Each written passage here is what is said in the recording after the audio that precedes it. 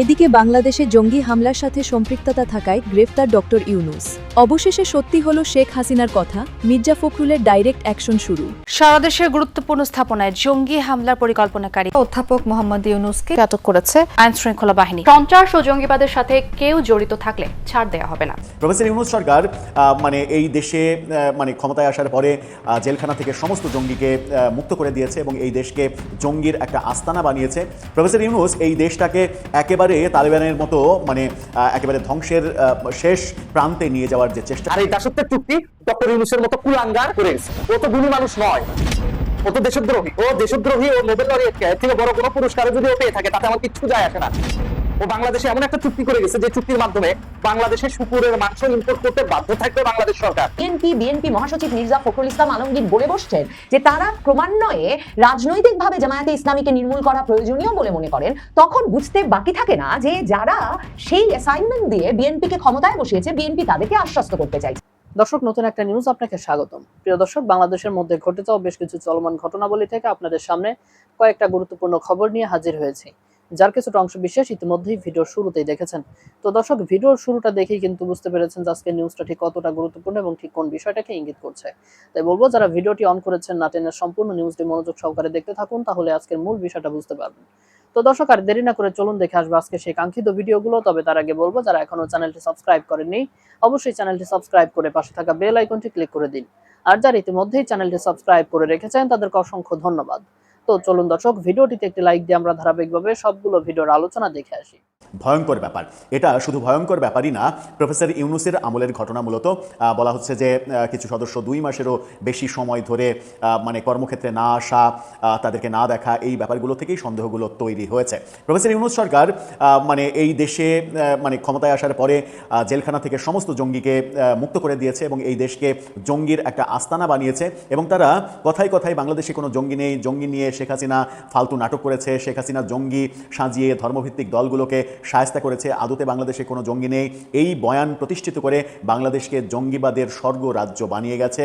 তার কুফল এখন নতুন সরকারকে বহন করতে হচ্ছে। প্রফেসর ইউনূস এই দেশটাকে একেবারে তালেবানের মতো একেবারে ধ্বংসের শেষ প্রান্তে নিয়ে যাওয়ার যে চেষ্টা করেছিল। তাদের 1.5 বছরের শাসনকাল যদি 5 বছর দীর্ঘায়িত হতো, তাহলে এই দেশটাকে খুঁজে পাওয়াটা আমাদের জন্য অনেক বড় কঠিন চ্যালেঞ্জের ব্যাপার হতে পারছে। জঙ্গি সংশ্লিষ্টতায় বিমান বাহিনীর স্কোয়াড্রন লিডার সহ আটক 26 জনকে আটক করা হয়েছে। যে খবরটা নর্থ ইস্ট নিউজ কয়েকদিন আগেই দিয়েছিল, সেই খবর বাংলাদেশের গণমাধ্যম অবশেষে স্বীকার করে সেই ব্যাপারে বিস্তারিত ভেতরের খবর তুলে এনেছে।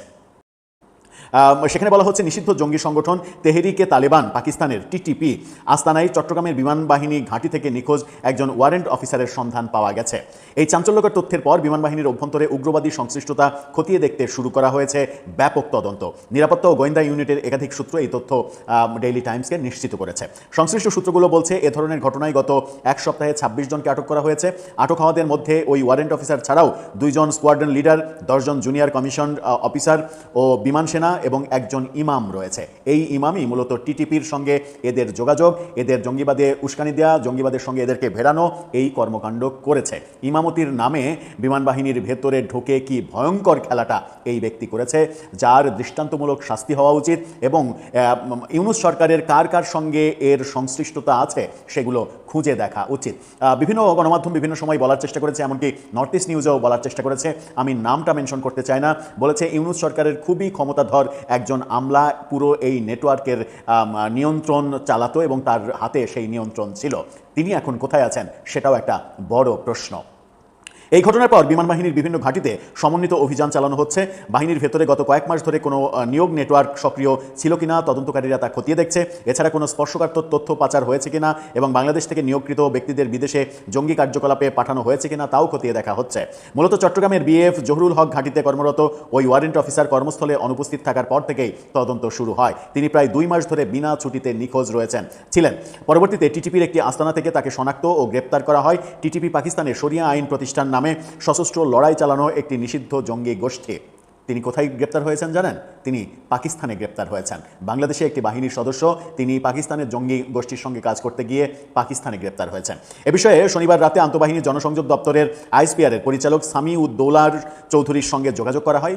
ডেইলি টাইমস থেকে যোগাযোগ করে তিনি টাইমস অফ বাংলাদেশকে জানান তারা এ বিষয়ে কোনো মন্তব্য করবেন না। তিনি আরও জানান এ বিষয়ে কোনো মন্তব্যের প্রয়োজন হলে তারা পরবর্তীতে তা জানাবেন। তা বললাম শুরুতেই যে ইমামের বেশে ঢুকেছে এই জঙ্গির পাকিস্তানি কানেকশন রয়েছে, পাকিস্তানি টিটিপির সঙ্গে কানেকশন, এবং বাংলাদেশে সেই টিটিপির সদস্য সংগ্রহের মূল কাজটা সে করে। আর চিন্তা করেছেন হাতটা কোথায় দিয়েছে? এখন খুঁজে বের করতে হবে এই জঙ্গি ইমাম মানে বাংলাদেশে প্রফেসর ইউনূসের 1.5 বছরে জেল থেকে মুক্ত হওয়া সব জঙ্গিদের সর্দার কিনা, এই নেটওয়ার্ক সে চালায় কিনা, এবং এই নেটওয়ার্কের মূল কলকবজাটা প্রফেসর ইউনূসের হাতে কিনা, কিংবা আসিফ নজরুলের হাতে কিনা, কিংবা সাবেক স্বরাষ্ট্রমন্ত্রী জাহাঙ্গীরের হাতে কিনা, এগুলো এখন তদন্ত করে দেখা উচিত। কারণ পাকিস্তানের সঙ্গে যে দহরম মহরম সম্পর্ক, অন অ্যারাইভেল ভিসা, সরাসরি বিমান চলাচল, সরাসরি জাহাজ আসা, এই কাজগুলো যেগুলো করেছে, এবং জাহাজে পণ্য আসার নাম করে মানে পাখির খাদ্যের নাম করে পাকিস্তান থেকে নিষিদ্ধ যে মানে মাদক, ভয়াবহ যে মাদক, গ্রেড 1-এর যে মাদক, সেই মাদক চট্টগ্রাম বন্দরে এসেছিল, সেটা ধরাও পড়েছে। সেই ব্যাপারগুলো প্রফেসর ইউনূস কিন্তু নিশ্চিত করেছেন। এবং এখন এই তদন্ত করে দেখা দরকার যে প্রফেসর ইউনূস বাংলাদেশের সুশৃঙ্খল গর্বের বাহিনীগুলোর ভেতরে হাত দেওয়ার জন্য এই ইমাম সাজিয়ে কাদেরকে এখানে প্রবেশ করিয়েছেন। নিশ্চিত করেই প্রফেসর ইউনূস সরকারের ঊর্ধ্বতন কর্তৃপক্ষ এর সঙ্গে দায়ী, এর সঙ্গে জড়িত, এবং এর সঙ্গে কারা জড়িত সেটা তদন্ত করে বের করতে হবে। তদন্ত সংশ্লিষ্ট সূত্রে জানা গেছে এই ঘটনার সঙ্গে জড়িত থাকতে পারেন এমন অন্তত 6 জন ওয়ারেন্ট অফিসার বর্তমানে দেশের বাইরে রয়েছেন, তারা অলরেডি গন। ধারণা করা হচ্ছে তারা তুরস্ক, পাকিস্তান, নিউজিল্যান্ড ও পর্তুগালে পালিয়ে গেছেন। এটি তদন্ত প্রক্রিয়াকে আরও জটিল করে তুলেছে এবং ঘটনার একটি আন্তর্জাতিক যোগসূত্র তৈরি করেছে। কি ভয়াবহ খেলা হচ্ছে! অথচ বাংলাদেশে পুলিশ রেড অ্যালার্ট জারি করেছে যে সংসদ ভবন, সেনানিবাসের বিভিন্ন স্থাপনা, বিভিন্ন জায়গায় হামলার প্রস্তুতি নিচ্ছে জঙ্গি গোষ্ঠী। প্রফেসর ইউনূস তাহলে দেশটাকে কোথায় রেখে গিয়েছেন একবার খালি চিন্তা করুন। নাম প্রকাশ না করার শর্তে বিমান বাহিনীর একটা সূত্র টাইমস অফ বাংলাদেশকে জানান ওই ওয়ারেন্ট অফিসারের তথ্যের বাইরেও তারা পলাতক কর্মকর্তাদের কিছু ইলেকট্রনিক ডিভাইস জব্দ করেছেন। এসব ডিভাইস থেকে পাওয়া তথ্যের ভিত্তিতেই অন্যদের আটক করা সম্ভব হয়েছে। কক্সবাজার উখিয়া এলাকায় একটি প্রশিক্ষণ কেন্দ্র স্থাপনের চেষ্টার ইঙ্গিত পাওয়ার পর গোয়েন্দা নজরদারি বাড়ানো হয়েছে। বাংলাদেশের গর্বের মানে স্বাধীনতা এবং সার্বভৌমত্ব রক্ষার দায়িত্বের বাহিনীগুলোকে কলঙ্কিত করা, তাদেরকে বিতর্কিত করা, তাদের সুনাম নষ্ট করা জন্য প্রফেসর ইউনূস সরকার ডিপ স্টেটের ষড়যন্ত্রে একটা মেটিকুলাস ডিজাইন করেছিল, যে ডিজাইনে আমরা শেখ হাসিনা পতনের পরে জেলখানা থেকে সমস্ত জঙ্গি, আসামি, সাম্প্রদায়িক শক্তি সবাইকে মুক্তি দেওয়ার মানে ঘটনা আমরা দেখেছি। মানে বড় বড় জঙ্গি, বড় বড় সন্ত্রাসী, মানে যাবজ্জীবনপ্রাপ্ত সন্ত্রাসী, মৃত্যুদণ্ডপ্রাপ্ত সন্ত্রাসী, তাদের সবাইকে ছেড়ে দিয়েছে প্রফেসর ইউনূস, এবং ছেড়ে দিয়ে এদেশে জঙ্গিবাদের কোনো অস্তিত্ব নেই সেই বয়ান প্রতিষ্ঠিত করার চেষ্টা করেছে এবং বলেছে যে শেখ হাসিনা জঙ্গিবাদের ইস্যু সাজিয়ে ধর্মভিত্তিক রাজনৈতিক দলগুলোকে কোণঠাসা এবং শায়েস্তা করেছে। আদতে বাংলাদেশে জঙ্গি বলে কিছু নেই। এই বাণী একদিকে দিয়ে আরেকদিকে জঙ্গিদের বিভিন্ন জায়গায় কাজে লাগিয়ে বাংলাদেশটাকে ধ্বংস করার ষড়যন্ত্র করেছে। রূপপুর পারমাণবিক বিদ্যুৎ কেন্দ্রে হামলার চক্রান্ত চলছে। যদি একটা উন্নয়ন প্রকল্প ধ্বংস হয় এর দায় সম্পূর্ণ তারেক রহমানকে নিতে হবে। রূপপুর পারমাণবিক বিদ্যুৎ কেন্দ্রে হামলা চালানোর চক্রান্ত চলছে এবং এটা পুরোটাই সাম্রাজ্যবাদী গোষ্ঠীর চক্রান্ত। আর এই সাম্রাজ্যবাদী গোষ্ঠী চায় বাংলাদেশ যেন কোনোভাবেই পরমাণু শক্তি সম্পন্ন দেশ হিসেবে যেন কোনো কর্মকাণ্ড পরিচালনা করতে না পারে। কারণ বাংলাদেশ কখনো সাম্রাজ্যবাদী গোষ্ঠীর পা চাটে না, বাংলাদেশ কখনো পাকিস্তানের পা চাটে না, বাংলাদেশ কখনো ইন্ডিয়ার পা চাটে না। বাংলাদেশ সবসময় স্বাধীনভাবে পরিচালিত হতে থাকে। আর এজন্যই সাম্রাজ্যবাদী গোষ্ঠী থেকে শুরু করে প্রতিবেশী দেশ সবাই বাংলাদেশ নিয়ে একটু শঙ্কিত থাকে। আর এটাই হচ্ছে শত্রু পয়দা হওয়ার কারণ। কেন বলছি শত্রু পয়দা হওয়ার কারণ? এই যে রূপপুর পারমাণবিক বিদ্যুৎ কেন্দ্রে হামলা চালানোর প্রক্রিয়া চলছে, মৌলবাদী গোষ্ঠীরা হামলা চালিয়ে রূপপুর পারমাণবিক বিদ্যুৎ কেন্দ্র দখল করার পায়তারা করছে। একই সাথে রূপপুর পারমাণবিক বিদ্যুৎ কেন্দ্রে বিদ্যুৎ উৎপাদনের জন্য যে চুল্লিগুলো বানানো হয়েছে সেই চুল্লিগুলো যেন ধ্বংস হয় এবং ধ্বংস করা হয়। এটার জন্য যা যা করা লাগে সেগুলো করার জন্য মৌলবাদী গোষ্ঠী কারো না কারো কাছ থেকে তো ফান্ডিং পাচ্ছে। ফান্ডিংটা দিচ্ছে কে দিচ্ছে? ওই সাম্রাজ্যবাদী গোষ্ঠী দিচ্ছে।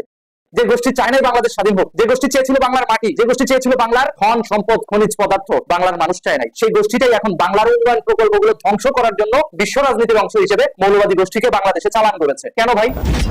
মৌলবাদী এই গোষ্ঠীর তৎপরতায় বাংলাদেশ কেন তার উন্নয়ন প্রকল্পগুলো খোয়াবে? আপনারা জানেন তারেক রহমান ক্ষমতায় আসার আগে ইউনূস সরকার একটা দাসত্বের চুক্তি করে গেছে। যদি কোনো দেশের সাথে আমেরিকার কোনো দ্বন্দ্ব থাকে, যদি কোনো দেশকে আমেরিকা স্যাংশন দিয়ে থাকে, তাহলে সেই দেশের সাথে কোনো প্রকার বাণিজ্যিক লেনদেন করা যাবে না, কোনো প্রকার উন্নয়ন প্রকল্প করা যাবে না, কোনো প্রকার সম্পর্ক রাখা যাবে না। কেন? আমেরিকার সমস্যা আমেরিকার সাথে ওই দেশ বুঝবে, তাতে আমাদের আমরা ভোক্তা রাষ্ট্র অর্থাৎ ক্রেতা, যে দোকানে 2 টাকা কম পাবো সেই দোকান থেকে জিনিস কিনবো, সেটার জন্য আমার আমেরিকার পারমিশন নেওয়া লাগবে কেন? আর এই দাসত্বের চুক্তি ডক্টর ইউনূসের মতো কুলাঙ্গার করে গেছে।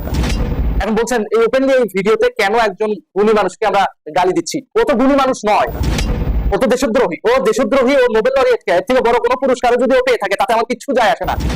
ও বাংলাদেশে এমন একটা চুক্তি করে গেছে যে চুক্তির মাধ্যমে বাংলাদেশে শুকুরের মাংস ইম্পোর্ট করতে বাধ্য থাকবে বাংলাদেশ সরকার। এটা কোন ধরনের চুক্তি? এটা কোন ধরনের এগ্রিমেন্ট?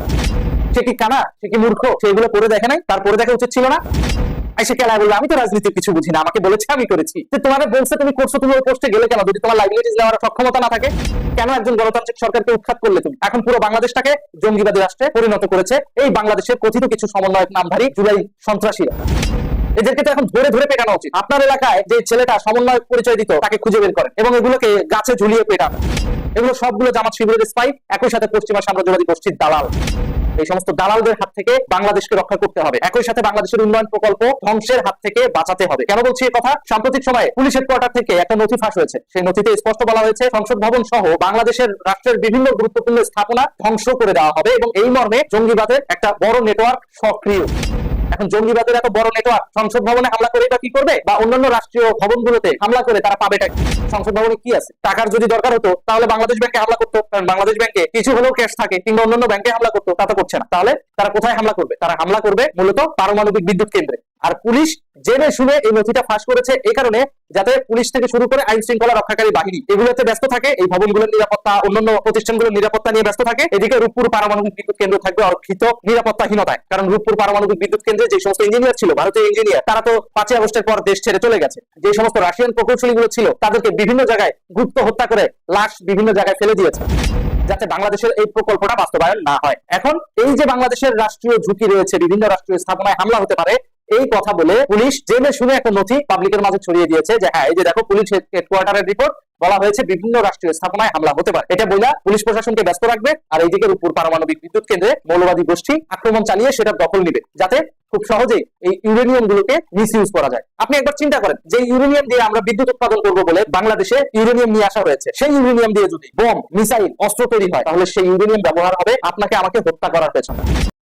পরিকল্পিতভাবে তারেক রহমান পুলিশের মাধ্যমে এই তথ্যটা এক্সপোজ করেছে যে রাষ্ট্রীয় বিভিন্ন স্থাপনায় হামলার ঝুঁকি রয়েছে। সরকার কি জানে না? সরকারের কাছে কি গোয়েন্দা রিপোর্ট নাই? বিশ্বের বড় বড় তাবড় গোয়েন্দা সংস্থার ইনফরমেশন কি সরকারের কাছে যায় না? অফিসিয়াল রিপোর্ট কি সরকারের কাছে যায় না? অবশ্যই যায়। তাহলে কেন তিনি এই সমস্ত রিপোর্ট পাওয়ার পরেও কোনো পদক্ষেপ নিচ্ছেন না? কেন তিনি রূপপুর পারমাণবিক বিদ্যুৎ কেন্দ্রের নিরাপত্তা নিশ্চিত করছেন না? বরং রূপপুর পারমাণবিক বিদ্যুৎ কেন্দ্র থেকে দৃষ্টিভঙ্গি ঘুরিয়ে নিয়ে এসে আমাদেরকে গেলানো হচ্ছে সংসদ ভবনে হামলা হতে পারে, শাহবাগে হামলা হতে পারে, রাষ্ট্রের বিভিন্ন স্থাপনায় হামলা হওয়ার শঙ্কা রয়েছে। তাহলে তুমি পুলিশ প্রশাসন যদি সব জানো, কেন এগুলো জনগণের সামনে প্রকাশ করছো না? ও, এখানে তারেক জিয়ার স্বার্থ আছে, কারণ তারেক জিয়া নিজেই আমেরিকাপন্থী। আর ওই যে রূপপুর পারমাণবিক বিদ্যুৎ কেন্দ্রটা, ওইটা রাশিয়া বাস্তবায়ন করছে, যে রাশিয়ার উপর আমেরিকার আগে থেকে স্যাংশন দেওয়া আছে। আর বাংলাদেশে তো ওই চুক্তি, দাসত্বের চুক্তি তো ইউজ করেই গেছে যে আমেরিকার যে দেশে স্যাংশন আছে সেই দেশের সাথে কোনো প্রকার বাণিজ্য লেনদেন করা যাবে না। তো যেহেতু তারেক রহমান ইউনুসেরই ফুটপ্রিন্ট বাস্তবায়ন করতেছে, অর্থাৎ ইউনুসেরই এজেন্ডা বাস্তবায়ন করতেছে তারেক রহমান, সেহেতু তারেক রহমান কি করবে? এই জিনিসটা ঠেকানোর জন্য আমেরিকাকে সমর্থন দিবে, কারণ আমেরিকা আগে থেকে রাশিয়াকে স্যাংশন দিয়েছে। আর রাশিয়ান একটা প্রকল্প বাংলাদেশে চলবে, আমেরিকাপন্থী সরকার সেটা হতে দিবে? এটা তো হতে পারে না। এই রাজনীতি বা এই কূটনীতি বাংলাদেশের মানুষ বোঝে। তারেক রহমান সাহেব, এই কূটনীতি বাংলাদেশের মানুষ বোঝে। আপনি ইউরেনিয়াম নিয়ে যদি মৌলবাদী গোষ্ঠীর হাতে তুলে দেন এবং তাদেরকে সেই রাস্তা করে দেন ইউরেনিয়াম দখল করা, তাহলে মনে রাখেন হয়তো আপনি আপনার পরিবার নিয়ে চলে যাবেন লন্ডনে, কিন্তু বাংলাদেশের মানুষের কিন্তু এই দেশে থাকতে হবে। তারা তাদের জীবন বাঁচানোর জন্য হলেও আপনাদের মতো সাম্রাজ্যবাদী দালালদেরকে সাইজ করতে রাস্তায় নেমে আসবে। আমাদের শক্তি কিন্তু কোনো অস্ত্রের শক্তি না, আমাদের শক্তি জনগণের শক্তি, আমাদের শক্তি সাধারণ মানুষের শক্তি। একটা ভাব চিন্তা করে দেখলেন না, যদি ওই রূপপুর পারমাণবিক বিদ্যুৎ কেন্দ্রটা আজকে মৌলবাদী গোষ্ঠী তেহরিকি তালেবান পাকিস্তানের দখলে চলে যায়, তাহলে কত বড় ধরনের দুর্ঘটনা ঘটতে পারে। ওই এলাকায় যদি পারমাণবিক বোমা বিস্ফোরিত হয়, যশোর, খুলনা, এদিকে সাতক্ষীরা, এদিকে পশ্চিমবঙ্গে বর্ডার ঘেঁষা অঞ্চলগুলো, সাধারণ মানুষগুলো নির্বিঘ্নে অসুস্থ হয়ে পড়বে, তাদের জীবনে ঝুঁকি তৈরি হবে। আর আপনি তো সেটাই চাচ্ছেন মনে হচ্ছে, কারণ এখানে মেডিকেল সায়েন্সের একটা ব্যবসা যাতে ইম্পোজ করা যায়। কারণ সাম্রাজ্যবাদী গোষ্ঠী করোনা তো একটা ব্যবসা করে গেছে, করোনার ভ্যাকসিন দিয়ে, যেটা প্রধানমন্ত্রী শেখ হাসিনার কারণে বিশ্বব্যাপী ওরা ব্যবসা করতে পারলো, বাংলাদেশে করতে পারেনি। বাংলাদেশে ভ্যাকসিন কিন্তু ফ্রি দিছে, সরকার কিনছে, কিনে আইনে ফ্রি দিছে। এখন ভবিষ্যতে বাংলাদেশে যদি এই তারেক রহমানের কারণে বোমা বিস্ফোরিত হয়, অর্থাৎ পারমাণবিক বোমা বিস্ফোরিত হয়, তাহলে এখানে সাধারণ মানুষ যেভাবে ক্ষতিগ্রস্ত হবে, সাধারণ মানুষের যেভাবে জীবনের ঝুঁকি তৈরি হবে, সেই ঝুঁকি মোকাবেলায় যে ওষুধ দরকার, টিকা প্রয়োজন হবে, সেই ওষুধ আর টিকা তো ওই আমেরিকার কাছ থেকেই নেবেন। কারণ তখন আমেরিকা চাইলে চীনকে স্যাংশন দিয়ে চীনের ব্যবসা বাংলাদেশে বন্ধ করে দিবে। আর রাশিয়াতে তো স্যাংশন দেওয়াই আছে, রাশিয়া তো বাংলাদেশে টিকা দিতে পারবে না, তো অনায়াসে বাধ্য হয়ে আমেরিকার কাছ থেকে তখন টিকা বেশি দামে কিনতে হবে। আর এই টিকা টেন্ডার করতে যায় তারেক রহমান মোটা অঙ্কের টাকা কমিশন বাণিজ্য করতে পারবে। ভাই, জনগণের জীবনকে ঝুঁকির মধ্যে ফেলায় আপনি এই টেন্ডার বাণিজ্য করবেন? আপনার লজ্জা লাগে না? শরম করে না? আপনি প্রধানমন্ত্রী হয়েছেন কি আয়েশ করার জন্য, কমিশন বাণিজ্য করার জন্য, নাকি সাম্রাজ্যবাদী গোষ্ঠীকে বাংলাদেশের উন্নয়ন প্রকল্পগুলো তুলে দেওয়ার জন্য? কোনটা? আমরা তিলে তিলে তৈরি করবো আর আপনারা তিলে তিলে ধ্বংস করবেন। নাটক পাইছেন? আপনারা এলিট ক্লাস লোক, আপনারা চাইলে লন্ডন চলে যেতে পারবেন, চাইলে ফ্রান্স চলে যেতে পারবেন। আমার দেশের সাধারণ মানুষ কোথায় যাবে? কোথায় যাবে তারা?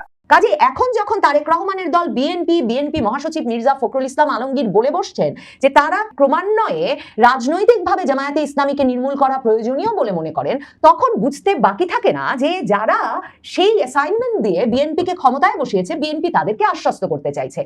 বিএনপি মহাসচিব মির্জা ফখরুল ইসলাম আলমগীর জামায়াতকে রাজনৈতিকভাবে নির্মূলে বিএনপিকে কাজ করতে হবে এমন মন্তব্য করেছেন। বিএনপি মহাসচিব মির্জা ফখরুল ইসলাম আলমগীর না জেনে বুঝে দলের এক ফোরামে এমন মন্তব্য প্রকাশ্যে করে বসেছেন, সেটা ভাববার কোনো কারণ নাই। কিন্তু বিএনপি কেন জামায়াতকে রাজনৈতিকভাবে নির্মূল করতে চাইবে? বিএনপি হচ্ছে সেই দল যেই দল জামায়াতের রাজনীতিকে বাংলাদেশে ফিরিয়ে এনেছে। প্রেসিডেন্ট জিয়ার আমলেই জামায়াতে ইসলামী রাজনীতিতে ফেরে গোলাম আজম সহ জামায়াতে ইসলামীর বিভিন্ন নেতৃবৃন্দ সে সময় সেই সুযোগে বাংলাদেশেও ফিরে এসেছিলেন। এই অবস্থায় এহেন বিএনপি, যে বিএনপিকে 91 সালে ক্ষমতায় আনতে জামায়াতে ইসলামীকে সমর্থন দিতে হয়েছে, কারণ বিএনপি নিরঙ্কুশ সংখ্যাগরিষ্ঠতা পায় নাই, যেই বিএনপি 2001 সালে যে 4 দলীয় জোট সরকার গঠন করেছে, সেই 4 দলীয় জোট সরকারে তাদের জোট সঙ্গী ছিল জামায়াতে ইসলামী। তাদের মন্ত্রিসভায় জামায়াতে ইসলামীর 2 মন্ত্রী ছিলেন, নিজামী সাহেব এবং আলী হাসান মোহাম্মদ মুজাহিদ। মতিউর রহমান নিজামী এবং আলী হাসান মুজাহিদ দুজনেরই পরে আওয়ামী লীগ আমলে যুদ্ধাপরাধের মামলায় বিচার হয়েছে এবং মৃত্যুদণ্ড হয়েছে। এহেন বিএনপি হঠাৎ করেই কি রাজনৈতিকভাবে নির্মূলের কথা বলছে? জামায়াতে ইসলামীকে একটা ভাগাভাগির সংসদ গঠনের 2 মাস যেতে না যেতে? এগুলো খুব তাৎপর্যপূর্ণ প্রশ্ন হয়ে দেখা দিয়েছে বাংলাদেশের রাজনীতিতে। কার চাপে, কার ইঙ্গিতে বিএনপির রাজনীতিটা এমন খোলস পাল্টে এমন ভাবে বদলে যাচ্ছে? জামায়াতে ইসলামীর আমির একটা খুব সিগনিফিকেন্ট কথা বলেছেন, মানে তিনি যে রাজনীতিটা বুঝতে পারছেন না তা তো ভাবার কোনো কারণ নাই।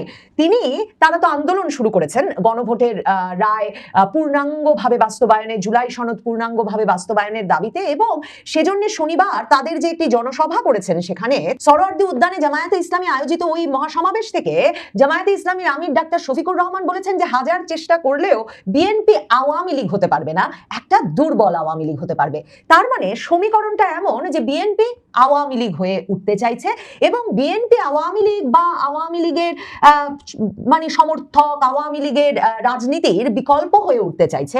এটা যেমন এখনকার রাজনীতিতে তাদের প্রধান প্রতিপক্ষ জামায়াতে ইসলামী বোঝে, তেমনি এই প্রশ্নটার হিসাব না মেলালে বাংলাদেশের আগামী রাজনীতির অনেক হিসাব মেলানো যাবে না যে কেন বিএনপি আওয়ামী লীগ হয়ে উঠতে চাইছে।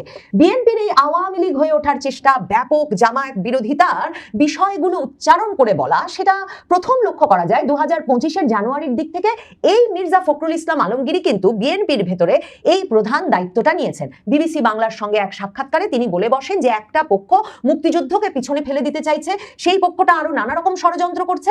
নাম উচ্চারণ করতে রাজি না হলেও তখন সকল সংবাদ মাধ্যম সেই খবরটি বিশেষভাবে উল্লেখ করে, কারণ কারোই বুঝতে বাকি থাকে না যে বিএনপি মুক্তিযুদ্ধকে পেছনে ফেলে দেওয়ায় শঙ্কিত বোধ করছে এবং সেজন্য তাদের চিরকালের রাজনৈতিক মিত্র জামায়াতে ইসলামীকে দায়ী করছে। কাজে এখন যখন তারেক রহমানের দল বিএনপি মহাসচিব মির্জা ফখরুল ইসলাম আলমগীর বলে বসছেন যে তারা ক্রমান্বয়ে রাজনৈতিকভাবে জামায়াতে ইসলামীকে নির্মূল করা প্রয়োজনীয় বলে মনে করেন, তখন বুঝতে বাকি থাকে না যে যারা সেই অ্যাসাইনমেন্ট দিয়ে বিএনপিকে ক্ষমতায় বসিয়েছে, বিএনপি তাদেরকে আশ্বস্ত করতে চাইছে।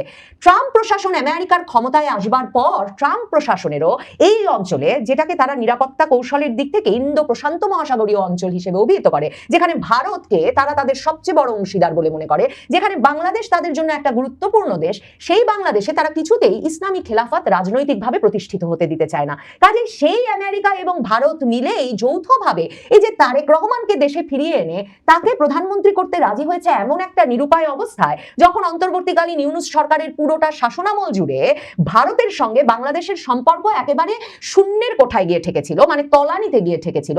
যেই বাংলাদেশে কিনা ভারতের ব্যাপক পরিমাণ বিনিয়োগ আছে অবকাঠামো খাতে, যেই বাংলাদেশ ভারতের অন্যতম প্রধান বাণিজ্য অংশীদার এই অঞ্চলে, সেই বাংলাদেশে এমন বৈরী সরকার বসে থাকা কিছুতেই ভারত কিংবা ইন্দো প্রশান্ত মহাসাগরীয় অঞ্চলের নিরাপত্তা বিবেচনায় মার্কিন যুক্তরাষ্ট্রের জন্য মঙ্গলজনক বলে বোধ হচ্ছিল না। কাজেই তাদের সরাসরি অ্যাসাইনমেন্টে তারেক রহমান আসবার পর এখন তাকে কথায় কথায় বা প্রায়শই জামায়াতকে রাজনৈতিকভাবে নির্মূল করার কথা বলতে হবে বই কি। আওয়ামী লীগের রাজনৈতিক কার্যক্রম নিষিদ্ধ রাখতে যেমন তারা অন্তর্বর্তীকালীন সরকারের অধ্যাদেশকে আইন হিসেবে পাশ করিয়েছে, বিএনপি মনে রাখবেন জাতীয় মুক্তিযোদ্ধা কাউন্সিল যে আইনটি পাশ করিয়েছে, সেখানে মুক্তিযুদ্ধ সংগঠিত হয়েছিল 1971 সালে পাকিস্তানি বাহিনীর সাথে সাথে যে রাজনৈতিক দলগুলোর বিরুদ্ধে, যারা কিনা পাকিস্তানি বাহিনীর সহযোগী হিসেবে কাজ করেছিল, সেই নামের মধ্যে কিন্তু জামায়াতে ইসলামীর নাম অন্তর্ভুক্ত করে রেখেছে। জামায়াতে ইসলামী সহ সংসদে সেই আইন যখন তারা পাশ করেছে, জামায়াতে ইসলামীর আমির আল্লাহর কাছে বিচার দিয়ে বলেছেন বটে যে আল্লাহই জানেন 1971-এ কার কি ভূমিকা ছিল, কিন্তু এমনকি জামায়াতে ইসলামীর সংসদ সদস্যরা পর্যন্ত কণ্ঠ ভোটে না না বলার কোনো মানসিক শক্তি অর্জন করতে পারেন নাই, যখন তাদেরকে 1971 সালে মুক্তিযুদ্ধের বিরোধী শক্তি হিসেবে নাম সহ অন্তর্ভুক্ত করে আইন পাশ করেছে বিএনপি। আর জামায়াতে ইসলামীর প্রধান মিত্র জাতীয় নাগরিক পার্টি এনসিপি লিখিতভাবে স্পিকারকে বলেছে এই আইন পাশে তাদের কোনো আপত্তি নাই। কাজেই বিএনপি জানে একদিকে যেমন এই আইনের সুবাদে জামায়াতে ইসলামীকে যুদ্ধাপরাধের দায়েও যে তারেক রহমান যে বলেন লাখ লাখ লোক হত্যা, ধর্ষণ, খুন, লুটতরাজ এসবের বিচারে মুখোমুখি করা যাবে, সেই দলকে মানে যুদ্ধাপরাধের দায়ে অভিযুক্ত দল হিসেবে রাজনৈতিকভাবে আইনিভাবে নিষিদ্ধ করার সুযোগ তুরুপের তার ট্রাম্প কার্ডটাও তারা হাতে রেখে দিয়েছে। ঠিক তেমনি ভাবে বিএনপি জানে যে এই মুহূর্তেও যদি তারা ডাক দেয় তাহলে এনসিপি, এবি পার্টি সহ জামায়াতে ইসলামীর অনেক বি টিমই হয়তো তাদের দলে দৌড়ে ছুটে আসবে। জামায়াতে ইসলামীকে নিষিদ্ধ করে কিছুটা শক্তিহীন করার শর্ত দিয়ে বিএনপি ক্ষমতায় এসেছে বটে, এবং সেই কথা প্রায়শই মনে করিয়ে দেওয়ার দায়িত্ব মির্জা ফখরুল ইসলাম আলমগীরকে দিয়ে রেখেছে বটে। কিন্তু আওয়ামী লীগকে রাজনীতিতে ফিরিয়ে না এনে বরং অন্য অনেক বিকল্প শক্তিকে রাজনীতিতে সক্রিয় রাখলেও আরেক রকম সমীকরণ তৈরি হতে পারে। বিএনপি সেই শর্ত নিয়ে বরং ভারত, যুক্তরাষ্ট্র সহ আন্তর্জাতিক পক্ষগুলোর সঙ্গে আপাতত খেলছে বলে এখন মনে হচ্ছে। প্রিয় দর্শক, আমি আশা করছি সবগুলো ভিডিওই আপনি মনোযোগ সহকারে দেখেছেন। সেই সাথে দর্শক, এই ভিডিওগুলো সম্পর্কিত যদি কোনো তথ্য বা মতামত থাকে তাহলে তো অবশ্যই কমেন্ট করে জানিয়ে দিন। এতক্ষণ সাথে থাকার জন্য ধন্যবাদ। নিউজটি শেষ করছে এখানেই, ফিরছে আগামী ভিডিওতে নতুন কোনো টপিক নিয়ে। আল্লাহ হাফেজ।